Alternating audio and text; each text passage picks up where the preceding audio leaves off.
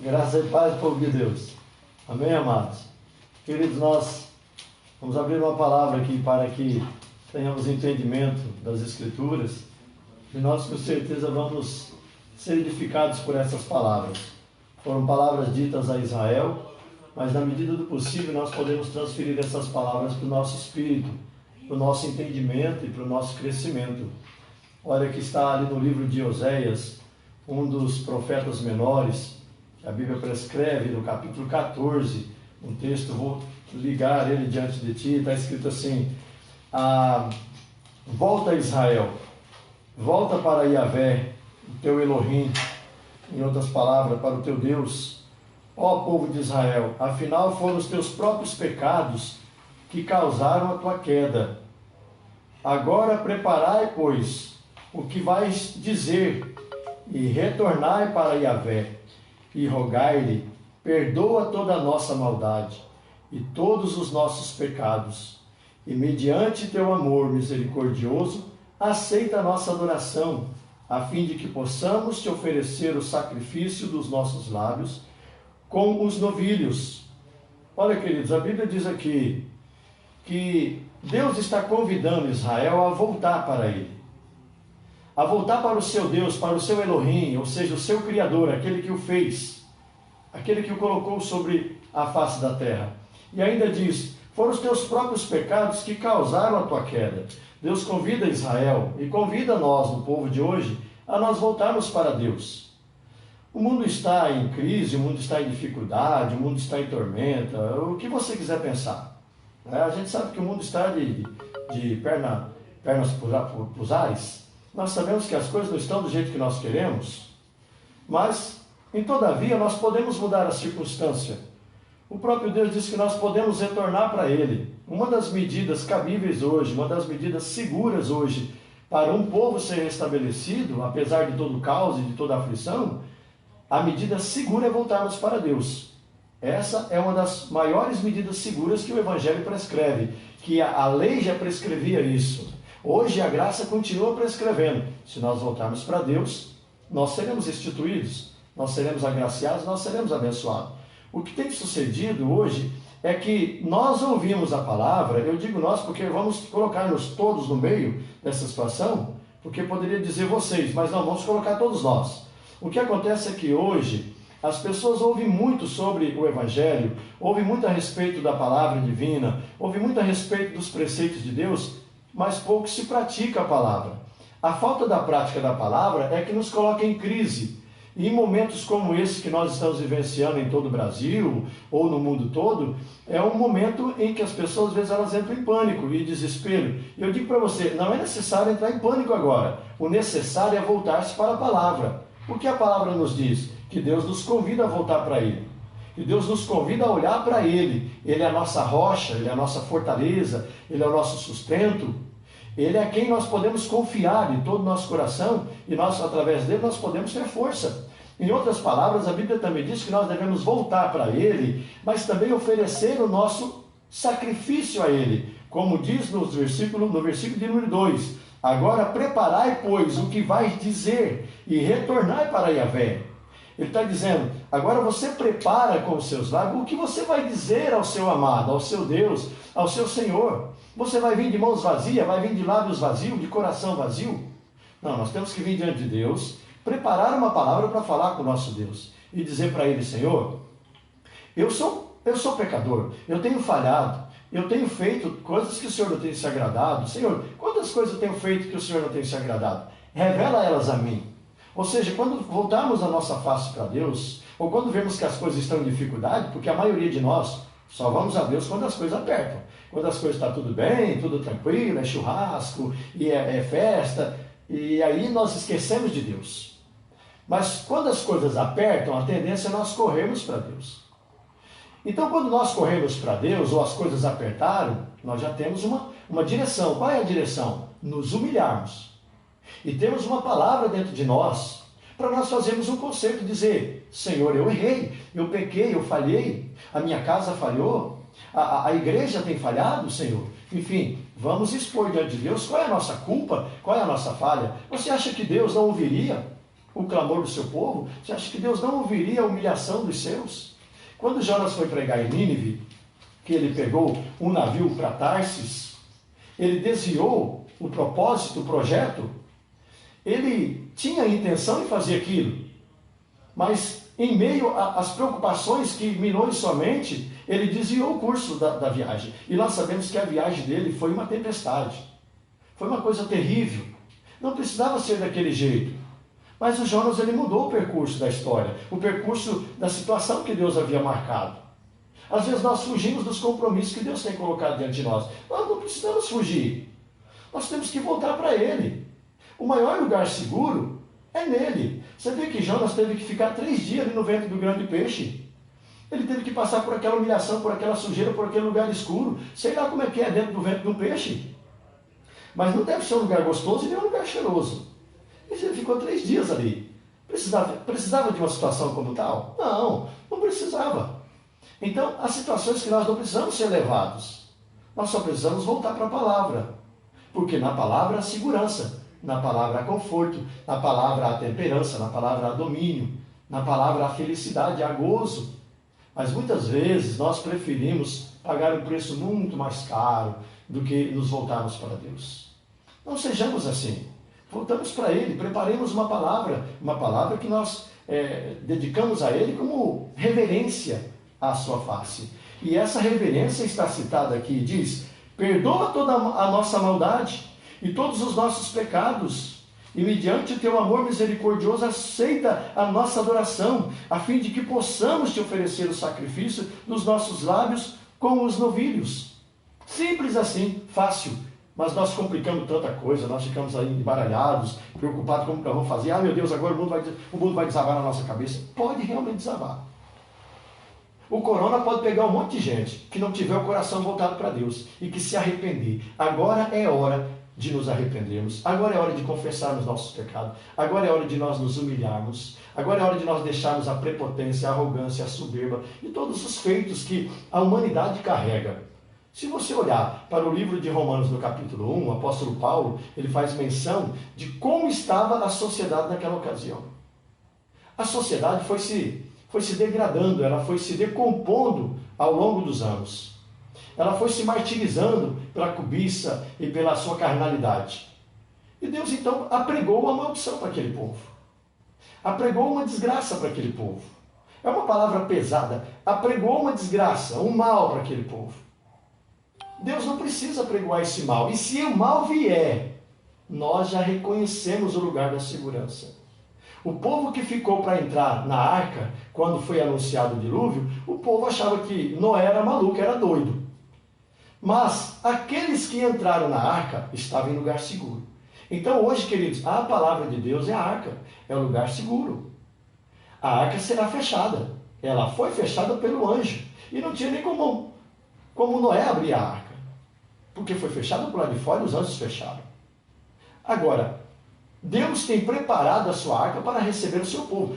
A sua arca é a sua palavra, é um lugar de segurança, é um lugar de conforto. Se nós rejeitarmos a sua palavra, nós vamos encontrar dificuldade, ficar batendo a cabeça na parede, e vai haver um desespero, uma turbulência, porque deixamos de confiar na nossa rocha, na nossa segurança.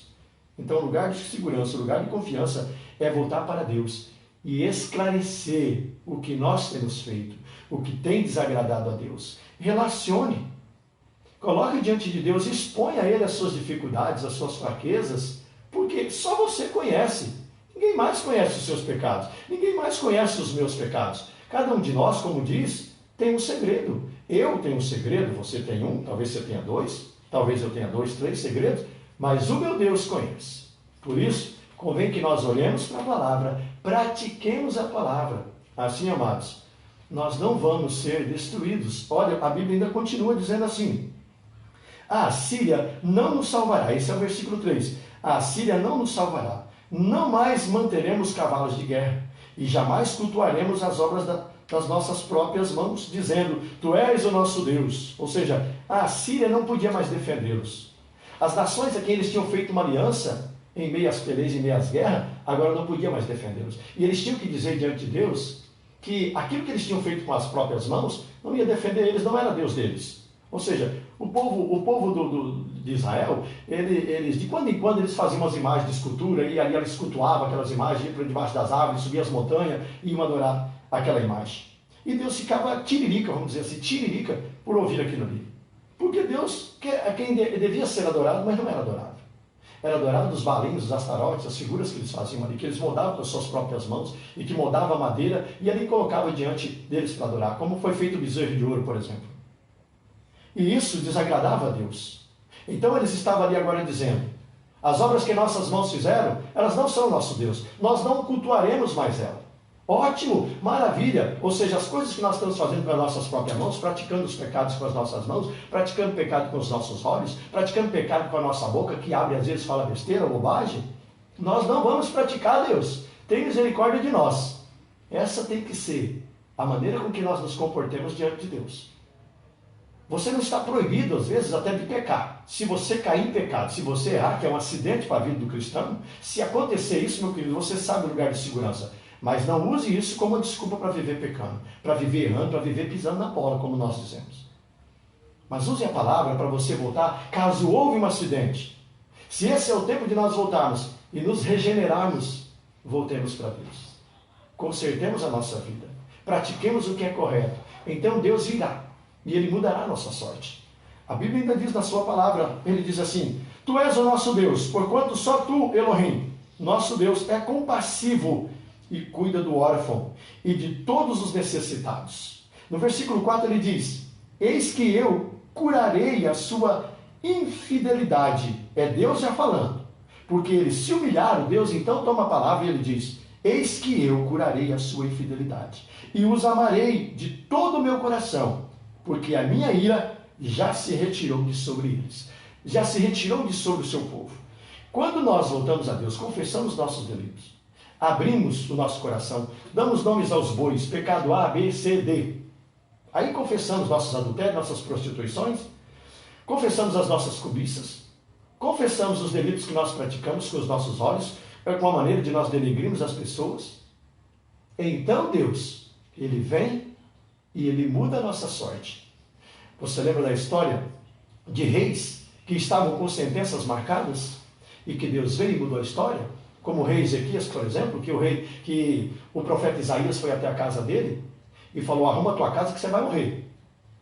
E naquela ocasião o rei ficou assim pasmo por receber um recado do profeta, porque o profeta quando vinha na casa de alguém, ele vinha dar um recado de Deus, e aquela ocasião foi essa. E não teve como ele se esquivar. Quando o profeta chega, ele entrega um recado, curto e duro. Ele diz, arruma a tua casa porque morrerás.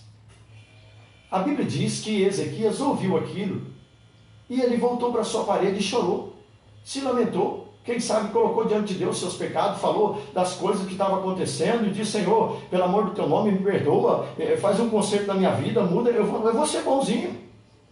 Porque a Bíblia diz que ele já era um homem bom. Agora, ele precisava ser melhor. Os dias dele tinham se acabado. Então o profeta estava a caminho de casa e Deus fala para o profeta, ei, volta lá, fala para o meu servo, que eu vou dar mais 15 anos de vida para ele. Olha, Deus mudou a história de Ezequias. Deus pode mudar a nossa história. O problema é que às vezes nós não queremos nos arrepender, nós não queremos nos lançar diante dele. Aí fazemos uma confissãozinha barata, uma confissãozinha chula diante de Deus. Não, queridos, vamos a Deus, vamos abrir o jogo diante de Deus, vamos dizer que nós somos falhos, que nós pecamos, que nós falhamos, que nós não cremos, que nós às vezes somos incrédulos, que nós não admitimos que a sua palavra pode mudar nossos corações. Então, quando nós tomamos essa atitude, as coisas podem mudar, como aqui no texto mudou. Veja o que Deus diz agora para o seu povo.